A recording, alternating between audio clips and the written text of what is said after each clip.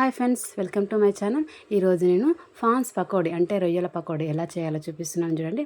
ముందుగా కడుక్కున్న రొయ్యలను తీసుకొని దాంట్లో కొంచెం పసుపు ఉప్పేసి బాగా ముక్కలకు పట్టే విధంగా కలుపుకోవాలి. దాంట్లో మొత్తం కలుపుకుంటే పచ్చి వాసన స్మెల్ బాగా వస్తుంది కదా. అప్పుడు మనం చాలామంది స్మెల్ వస్తుంది అని తినరు.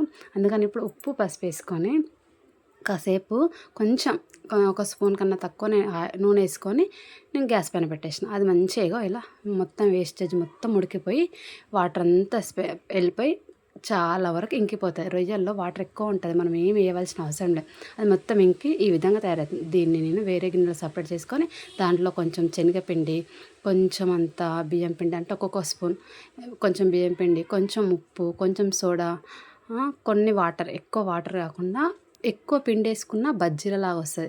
ఇది పకోడీ లాగా కదా, లైట్గా వాటర్ వేసుకొని మంచిగా ఉప్పు కూడా చాలా తక్కువ వేసుకోవాలి ఫ్రెండ్స్, ఎందుకంటే ఉప్పు ఆల్రెడీ ఉంటుంది. అందుకని అట్లా కలిపేసుకొని ఒక 5 minutes పక్కకు ఉంచుకొని తర్వాత ఆ కడాయిలో ఆయిల్ వేసుకొని అది మంచిగా వేడైనాక ఏవైతే మనం కలిపెట్టుకున్న రొయ్యలను వేసేసుకోవాలి. కొంచెం సేపు సిమ్లో పెట్టి ఉడకనిచ్చుకోవాలి. వెమ్మటే కలపకుండా కాసేపు అయినా కలిపేసుకొని మంచిగా ఇట్లా కలుపుతూ మనం ఫ్రై చేసుకున్నాం అనుకో, డీప్ ఫ్రై చేసుకుంటే మంచిగా రొయ్యల పకోడీ రెడీ అయిపోతుంది. చూడండి ఫ్రెండ్స్, తర్వాత నేను కొంచెం పచ్చిమిర్చి కూడా వేయించుకున్నా, కొంచెం కరివేపాకు కూడా వేయించుకున్నా. చాలా బాగుంటుంది, చాలా టేస్టీగా ఉంటుంది, హెల్దీ కూడా.